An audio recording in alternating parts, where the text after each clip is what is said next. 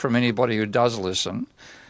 Well, if you listen, you're not the target we're looking for. What we want to hear is from people we want to hear from the 3 million who watch that but don't listen to us. What are we doing wrong? Is it? Yeah, that's right. It's just because I'm a grumpy old man. Is that it? Is it me? Because it's not you, Steve. Because you're getting 3 million views with Steve Bartlett. So I'm going to take it personally, if you don't mind. Okay, that's fine. Okay, you're insulted. Okay. Yeah, I am insulted by it. Yeah, Stephen Bartlett.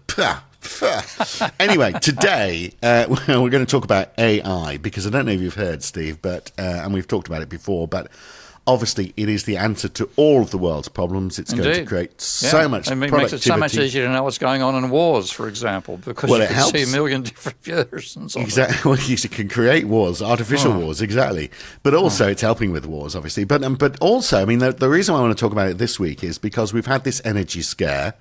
We've still got this energy scare. I mean, we're recording this on the day that supposedly the ceasefire has been introduced, but already Iran has come and said, well, you've breached the terms of that ceasefire. So we know that it's a very brittle situation in the Middle East. They went the terms included not attacking Jordan. And what did Israel do? Go and attack Jordan. Right, because they said they weren't included in the deal. Anyway, you know, it's a very brittle situation. And so we are going to have this problem with energy for quite some time. And the problem with AI, of course, is it uses a lot of energy. So at a time of an energy crisis, what happens? Do we focus the energy that's available on the AI future because they've got the power to pay for it? And therefore, does everyone else suffer? Or does AI become this promise? We've almost built the engine for a car that we'll never be able to drive. Yeah, I'm sort of more inclined to the latter because, I mean, you know, I think what we're getting with Trump is an early version of global warming, okay? Trump is global warming without the intelligence of the atmosphere. It's because total disruption. You can see the amount of damage he's done with this ludicrous, stupid war in just a month, and everything starts falling apart. It's suddenly you don't have critical supplies you never knew were critical before this event occurred. So, you know, I have some knowledge of this for several reasons. I like engineering. I read Ed Conway. I like his work. I like knowing physical production systems, and I'm a non-orthodox economist. So I've got an ideas of these things, but I don't know the detail as well as some of my other colleagues do, a guy like Craig Tyndall that I want you to meet in Sydney at some stage. Okay, so Craig knows the detail extremely well. But, for example, one of the products which is no longer going through the Strait of Hormuz at the moment is helium. Now, most people think, well, we just need that for laughing gas. No, it's absolutely critical for making semiconductors. It's vital in a huge range of high-tech manufacturing processes and monitoring systems for low tech, where you've got to keep something extremely close to zero, and the best way to do that is liquid helium. There's all sorts of things which will not happen because we've lost in this conflict. We've lost 1/7 of the output of Saudi Arabia on that front. It was one of the world's major suppliers, and so that alone is going to mean that. And for some period of time there was zero, of course. So when it comes back on, there'll be 85% of what used to go through the Strait will go through. So the industries which rely upon that as an input, and fundamentally that's microprocessor manufacturing, will not be able to get those supplies. So that means the physical supply of microchips is going to go down. And guess who's a major user of microchips? AI. Okay? Yeah. So all these things are feeding through, and these are consequences which are going to be an order of magnitude worse when global warming hits. So I see Trump as basically saying global warming without the brains of the atmosphere. Yeah. So he's the early warning for global warming. He's the early warning. This is so. If you don't like what it's like with Trump, don't wait till global warming starts knocking on our doors. Yeah, well, he's going to bring that about that much faster because that's all just fake news, of course, as far as he's concerned. I know. But if we've got this massive investment that's gone into AI, and for whatever reason it doesn't deliver because they can't get the chips, or maybe they can get the chips and they can't get the energy. That was going to be my point. And therefore it just becomes very expensive, but it's been funded by massive amounts of corporate debt at the same time. Are we going to find some of these tech bros? I mean, my heart would weep if we saw some of these tech bros actually in a state of financial collapse. It'd be tragic. I mean, I know that I wouldn't be able to get tickets to watch it. It'd all be sold out by the time I got there. But yeah, we can't leave this with money because we're now in a survival situation. And again, that's why I see what Trump is doing to us as global warming in advance. You cannot survive this as an individual. There has to be collective support. And you certainly can't let the poor starve because they can't afford food or they can't afford energy and so on. And with this crisis, we're going to, I think, undoubtedly see famines that kills millions. It's only a question of whether you put a single or double or a triple digit in front of that number, but there'll be famines courtesy of the loss of fertilizer coming through the strait. If you then let money rule, as we've let it rule before this process, then when people realise they're being left to starve by the elite, there'll be riots, there'll be food riots and far worse. So the only way you can maintain it is to say the first priority is cohesion and making sure that the suffering is spread as broadly as possible rather than borne just by those who are poor. Well, it is, and I mean, all of this was an issue before we saw the energy crisis, this idea that the developing world is going to benefit from a technology that is going to hurt the developing world, particularly those countries which are very dependent on energy imports. So all of these, and I'm as guilty as anybody else, using AI for spurious means, creating a photograph of yourself looking slimmer, or meeting Arnold Schwarzenegger, or something completely useless, so you can stick it on Facebook so someone can smile a little bit. And what have you done? You've got a family in West Africa, sort of unable to afford to heat their home because the price of energy has gone up so much. And that is just the sickening picture, isn't it, of the dominance of the West and the difference in the value of a resource, of a resource that should be available to everybody. Yeah, look, there's a long-running experience with a call I got from Nigeria, Uganda. And I was extremely sceptical that this is going to be a con job. And then the person writing me said, "We saw your appearance on the Max Kaiser show," or something like that. So I realised she was serious, she's real. And I've been corresponding with her. She's a nurse and she runs a women's education venture in a village in Uganda. And she's been trying. I've been wanting to help her financially and I haven't been able to. I might finally be able to after some of the consequences of this appearance on Diary of a CEO, the way things are going. But the last request she got from me was to get a roof put over one of the buildings for the women's training centre she runs, and they don't have electricity. So you see these sorts of situations, and you have to see them to realise how privileged the lives we lead are in the West. And also it's just a taste of the level of inequality that is a global phenomenon as well. Even in terms of the wealth of the average person, they cannot contemplate how much wealthier the truly wealthy are compared to them. So that with this incredible inequality we have now, both between countries and within countries, is something we've excused on the basis that economic growth is going to continue indefinitely, and therefore don't complain, you're going to be lifted with everybody else over time. Now, this is a smash in the face for that theory. Yeah, it certainly is. But also, there's a question mark over whether it's going to deliver for the West in any case, because it's an untested you mean business model. Trump's done deliver for the West? No.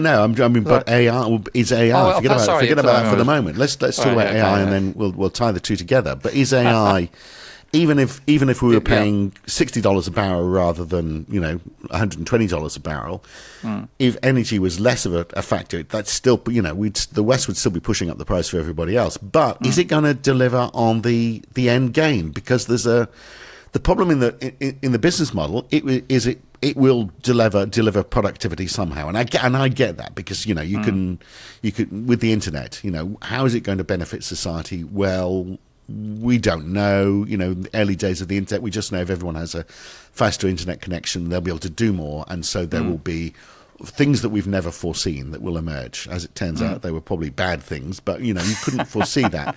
Now with AI, well, you could. What sells? It's always sex. Anyway, keep talking. But we've moved off there now, haven't we? Into what sells? It's fake news and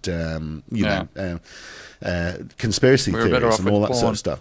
We were better off with porn. At least you knew what you were getting and how it worked. But so with AI, the business model is, well, it will do something. It'll help productivity. But all the questions are, well, if it takes away jobs, what are those jobs going to be replaced by? Well, they'll be replaced by something. But will they this time?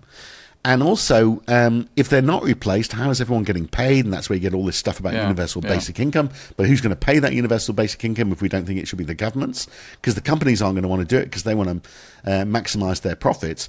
And the concentrated wealth in just a handful of companies, in not just in America, but in the globe, is just not sustainable. And no one's talking about how that's actually going to eventuate. I mean, that's been the background fear for my thinking about AI and robotics. If climate change doesn't kill us, and frankly, I put the odds higher on that than AI doing anything, it was so massively underestimated global warming. But if we did get to that future where robots could replace manual labourers and AI agents could replace clerical workers, then you get to the point where about 80% of the population of the planet would not be necessary to produce output. Now, that therefore means there's two possibilities. You keep everybody alive by a government-generated income, which enables people to buy enough of the output by this mechanised, roboticised, strange word, isn't it? I mean, it's close to being lobotomized. Roboticized industry, where basically the machines are producing stuff. So, if you want to envisage what this future utopia that we have in mind, where there's a robotic system that produces everything, then you could literally imagine machines at one end digging raw materials out of the ground, machines processing those into the steel and everything else, machines putting those together. The machines would be doing everything. We'd be sitting there, drinking, cafe lattes, depending, or pina coladas. We wouldn't need to do anything. That's the world. Okay. Now, that isn't a world in which you say, well, if you don't work, you shouldn't stay alive. Okay.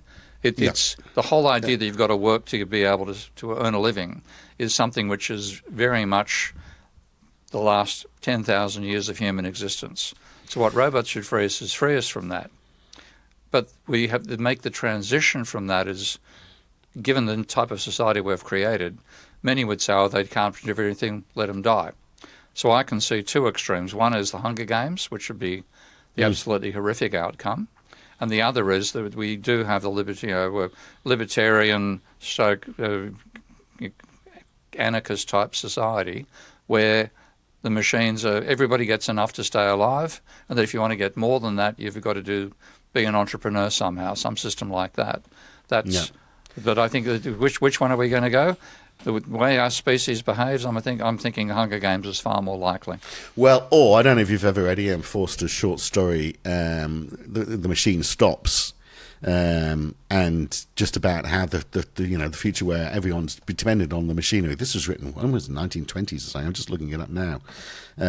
Anyway, it was 1909 it was written, a while ago, talking about we were all dependent on machines, and then the machines ceased to function and we just couldn't live without them, and so society died as a result of all of that.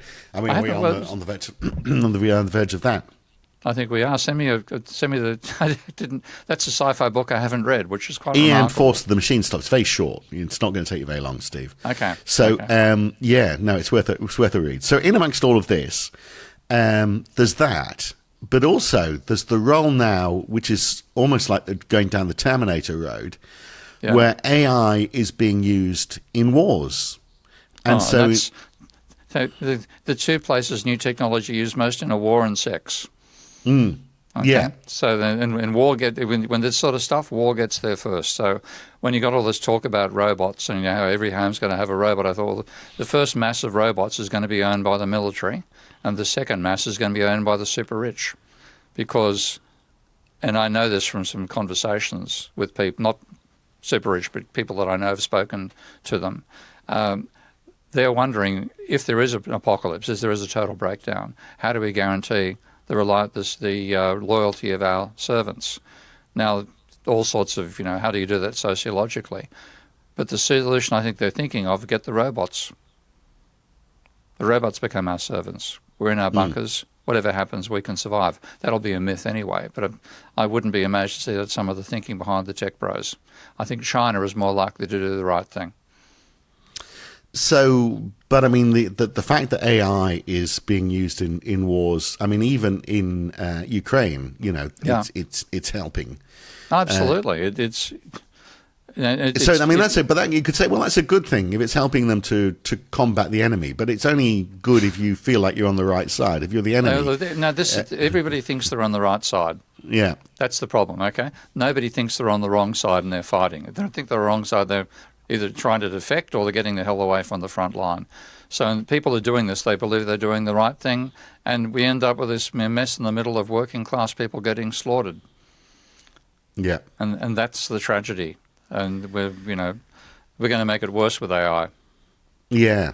All right. Well, one thing I want to talk about when we come back is energy and AI. Are the energy states have held the cards? Donald Trump's very big on holding cards. They've held the cards when it comes to providing energy for the world.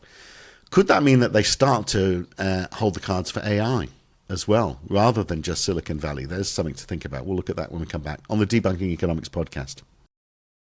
So, Steve, we know that obviously the energy states have a strong influence on the world, and we've seen the full extent of that. So, Iran controlling the Strait of Hormuz, all of a sudden, because they've been agitated, have shown just their position of influence in the world. But also, all the Gulf states have a great deal of influence. I mean, no one can really control oil prices because OPEC does it. It doesn't operate as a free market, and they have built their states based on supplying energy to the rest of the world. You'd think, well, okay, as we all move greener and we start to use less fossil fuels, are these countries going to have less influence? Well, I mean, ultimately, maybe they would. But I just wonder, in the short term, are they going to look and go, well, do you know what? There's such demand for AI right now, before all these non-fossil fuels are capable of meeting that demand. Why don't we get in on this game? And why don't we have some influence? Why don't we take away some of that control from the tech bros and start to play our part in trying to dominate this space? I mean, I would, if I was them. Oh, yeah, but at the same time, the one, the old line that the climate change deniers will use against solar power and wind. It's the sun doesn't shine at night and the wind doesn't always blow. Well, this is now saying, well, the Strait of Hormuz doesn't always let oil get through either. Yeah, and in that sense, there's just one pinch point for oil, where there's millions and millions of ways the sun can get down. It's, if your house is in the shade, then somebody else is in the sun. So in that sense, it's as hard as it would be to set the infrastructure up. This, I think, should encourage countries to say, we've got to get energy self-sufficiency as fast as we can. And given global warming as well, I can see people restarting coal-fired. In fact, people are restarting coal-fired power stations right now. People are talking of coal to oil liquefaction processes. So there's a lot of attempt to renew that flow, because at the moment that's what the cars take. But there has to be a decision, a dramatic shift as fast as we can to electrification of everything, solar, wind and nuclear. That has to be the approach. For sure. But how quickly does it happen? So if we believe not fast enough, that's not fast enough, absolutely. And if we believe AI is going to play such a significant part in the future of mankind somehow, and Europe, for example, says, well, okay, we can't have this completely dominated by the United States. So what have we got to do? Well, we've got to make sure that we can all act together. There's the first stumbling block for Europe, to develop the AI infrastructure, which means we've got to develop the energy requirements to do that. And they're so far off any of that. Whereas Saudi Arabia could say, well, our oil isn't getting through. A lot of it isn't getting through the Strait of Hormuz. But that's fine, because we've got loads of money. We've got lots of sunshine as well if we don't want to, grow fossil fuels. But we've got all of these fossil fuels where we are energy rich. We can build AI capability. We can get people over here. We've got the money to be able to invest without having to, corral a whole load of different governments, because we don't have democracy here like the rest of the Gulf states. The rest of the world. Well, yeah, increasingly. Let's just get on with it. And why wouldn't they use that energy to try and They are already doing it. I mean, one thing I've learned by watching some of the coverage over the Iran excursion, is that there are huge data centers already established in the UAE, for example, apparently, a gigantic one. And that is one of the sites that Iran said, if this war continues, we will target American-owned facilities or American-linked facilities in the Gulf states. So that's the other side of things. What you can't get away from is the violence and the instability of this region that's been exposed by this whole event. Because, I mean, you've been to Dubai, haven't you? Yeah, I haven't been out the airport. I've been through a couple of times. Plastic Palace, very disgruntled migrant workers. They're making up about 90% of the population. I do talk to them, of course. Hate the conditions they're living in. Pissed off about the way they get treated. This is the Indian Arabs. Migrant workers. So any nationality you care to name. Okay. Indian and Filipino in particular. Yeah, I think the British migrant workers who are working in finance are quite enjoying life over there because what they went there for stability.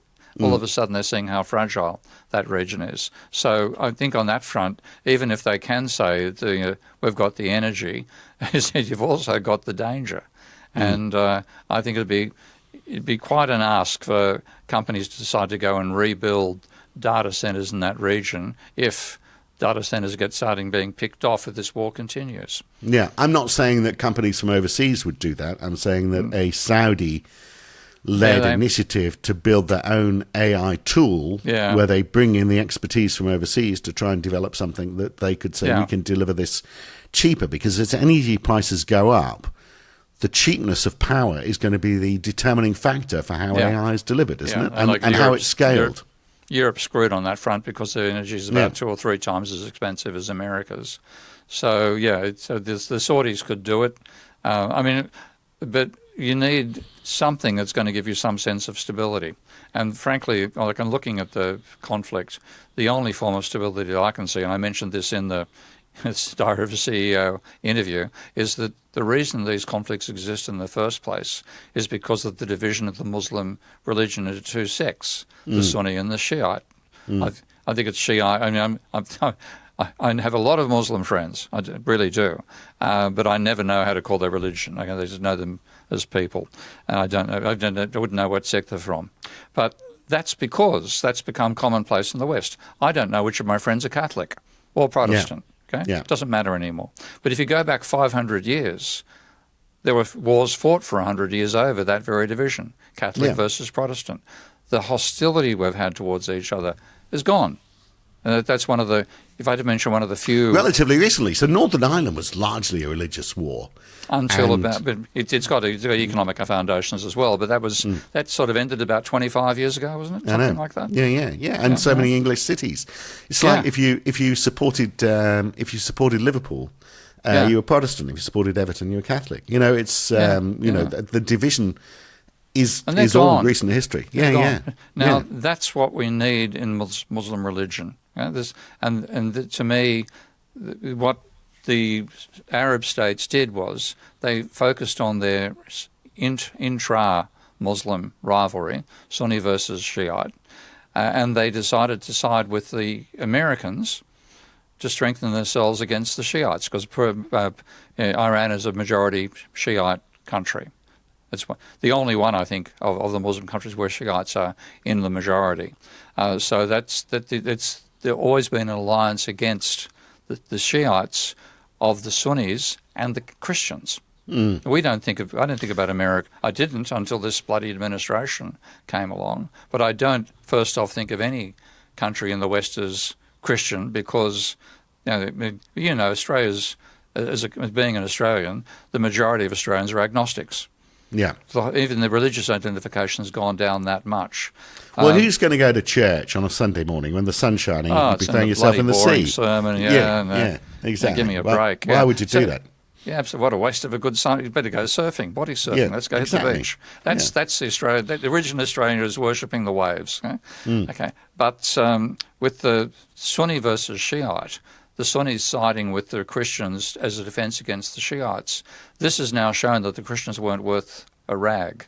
I mean, as soon as those bases were agreed to be there to defend the Sunnis against an attack from the Shiites, as soon as an attack occurs and it's provoked by the Christians, okay, that's where it all started from. The Christians come in, provoke a fight. As soon as there's a huge pushback from the Shiites, the bases get destroyed, and the Americans piss off and don't defend them against. So looking at it, I think they're saying, you made a bad deal. Okay? It's about time you got over your intra-Muslim conflicts and started. Well, that's going to take generations. I know, but it's got to start at some stage, and maybe the one thing Trump might do is actually trigger that.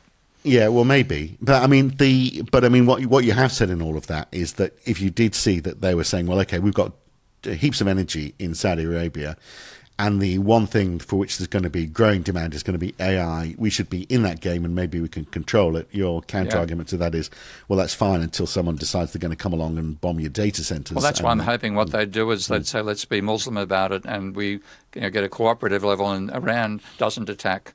There's some sort of rapport, because the only way this war is stopped internally is if the Shiite Sunni animosity declines to the stage where we've got more in common than we have different. Yeah. And this is the weird thing. I mean, who did they side with? People who've got a completely different religious foundation. Yeah, so maybe they could all join together and say, let's agree that we are going to attack the West in the best way possible, which is to prevent them from making a lot of money out of AI by doing it ourselves. Cheap energy. Let's do it ourselves. Yeah. Guarantee safety. Yeah. And then we get AI with energy that's already available. But I mean, otherwise, there is this risk, isn't there? Assuming that doesn't happen, because that is like a utopian vision, peace in the Middle East. Not in our lifetime, I don't think. Yeah. So let's assume that's not going to happen. And so for that very reason, they can't go down that road. So there's going to be this race for AI and this demand for energy, of which there's going to be a shortage, because we won't be able to deliver the green alternatives fast enough. We do get to the situation then, don't we, where you've got to look at those investments and think, well, first of all, they are disadvantaging developing nations who all of a sudden can't afford energy because it's heightened the energy price, because increased demand for energy, less of it available. It's all going into AI infrastructure, because there's a business model right now which supposedly is going to deliver a return, or at least prepared to make that investment for a future return. But then at some point they run out of that power. They can't scale up. Developing nations can't afford to live. People are out of work, can't afford to buy. I mean, it feels like we're driving ourselves off a cliff, because none of this stacks up in the end. I know. And that's again why I come back to saying I think the only country that's in a position to be able to exploit this sensibly is China. Because the problem we have is our disputes over the distribution of income, and the fact that we try to have this totally individualistic attitude to where we think we make our money from, and therefore we resent sharing. Now, China might be too far in the opposite direction, but the opposite direction is the way to go. So because like almost half of China's industries are state-owned, whether that's national level or state government levels, the infrastructure that country's laid down is quite dramatic. They are trying to retire people earlier. They've actually created universities for elderly people, and elderly is now defined as 55. So the retirement age is being dropped. All these things are being done. They are quite in a position to say we're going to drop the retirement age down to 35 or 40.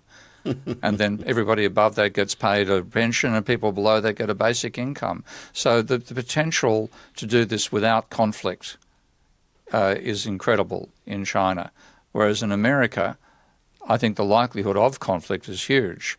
And one thing I'll give the tech bros credit for, you do see people like Musk, even Thiel, talking about universal basic income, and Musk says universal high income. So they're aware of the need, but the philosophical shift that's going to require of Americans is huge.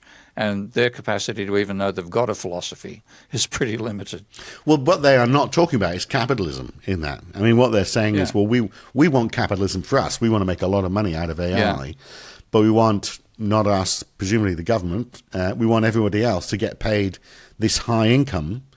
I mean, that's, I'd call that socialism, not capitalism. Well, then, it's it's pre-planned as well. They'd have to pre-plan all of that, which is the whole China model, that you're talking about. Yeah, to some extent, yeah. But like what comes out of this is one of the things that's been proven by post-Keynesian, non-orthodox economists. My predecessor is a guy called Mikhail Koleski, who was an engineer and became an economist, horrified by how bad economics was, applied basically practical engineering thinking to it and said, where do profits come from? And it took a couple of tables showing the expenditure measure of GDP versus the income measure and taxes and so on, rearranged it, and he showed that a government deficit increases profits.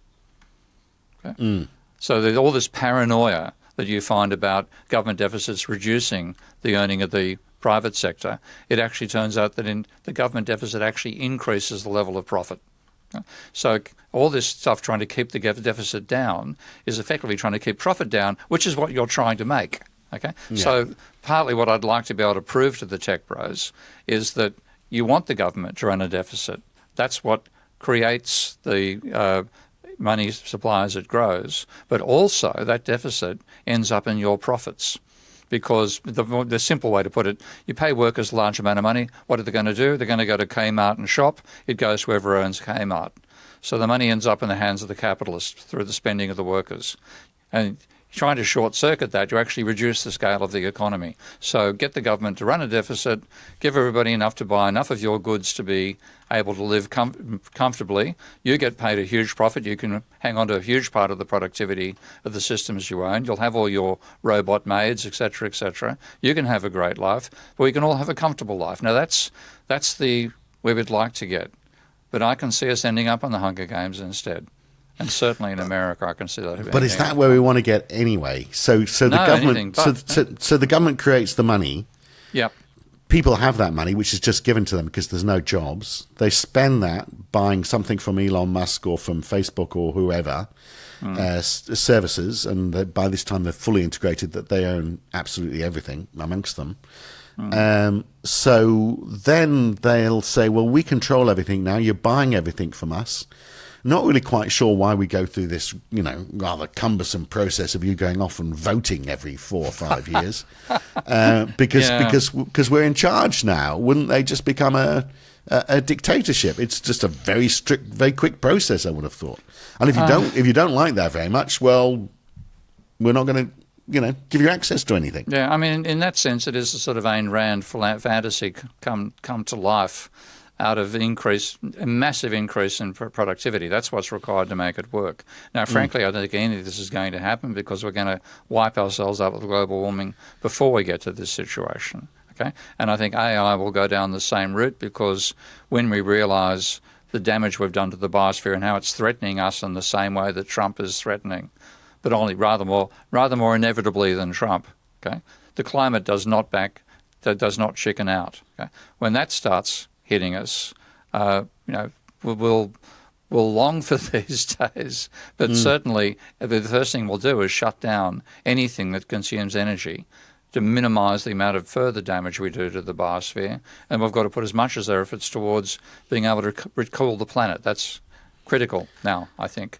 So, these are all things which, if only it wasn't what we're doing to the biosphere, this could be a real-world big face. And I think neither of them are going to happen. We're going to wipe ourselves out through the impact of global warming. So in the meantime, what about all those countries that are wholly dependent on imported energy? What do they do? There's a paddle. I've got a paddle and there's a creek there up. Yeah. But that's now. Huh? That's now. So, those countries now have seen energy cost of oil go from $60 at the beginning of this year up to $120. I don't think it's finished. I think it's going to get higher. It's come back down again at the moment, yeah. But it's come back down, but it's also going back up again because because Trump's going to manipulate it. That's another thing.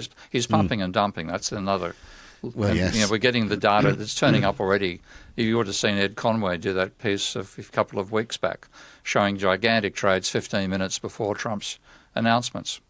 Yeah. That multiples of 8 type of trades. Yeah, I know. Yeah, and yet he's getting away with that. I don't understand what's going on in America at all, really, and how this just goes unquestioned to you. But anyway, it's just a couple of ideas. It's a precursor to the point where that scenario where the tech bros say, well, why do we need democracy when we're doing everything for you? Yeah.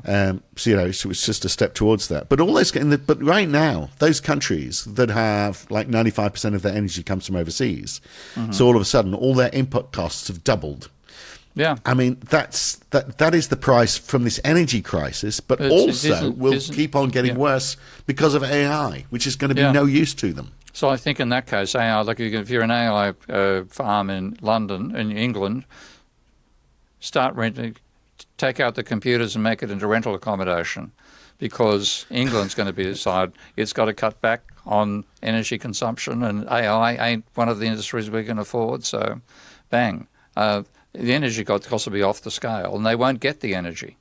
So there's going to be. This is what people don't seem to appreciate. It isn't just that it's going to be more expensive. There's less of it. Yeah. Period. Whatever price you pay. So the output of and because energy and GDP are virtually Siamese twins. If one goes up, the other goes up. One down, the other down. If we're going to lose 10% of the energy supply of the planet, 10% of GDP is going to fall. Countries like England are going to be sitting with danger about having the capacity to feed their population. In that situation, forget AI. Okay, you turn it if you redirect what energy you have to what actually is critical for human survival. But I wonder, we haven't got that message yet, have we? Because the moment there was talk about the Strait of Hormuz opening, the NASDAQ shoots up more than anything else, more than the S&P. So everyone's going, right, great, we can get back on the AI train. I mean, for what? And so we are still blinkered with this idea that AI is going to save the world rather than destroy it. Yeah. And the great pity is there's so many sliding doors elements like that. If we get through this global warming crisis, then on the other side, okay, we'd have a viable, spacefaring civilization that Musk wants. But we're not going to get there. It's my usual cheerful ending. The sliding doors have already closed. Decisions have been made for you. Yeah. All right, very good. There we are. I got through it all. Not feeling terribly good today. Don't know if anyone notices. I'm glowing red, more than normal. It's a sniffle to your nose. Just a bit of a sniffle. Yeah. Yeah. I'm looking so ill. I'm starting to look like Donald Trump. We'll be back next week. See you then, Matt. See you then.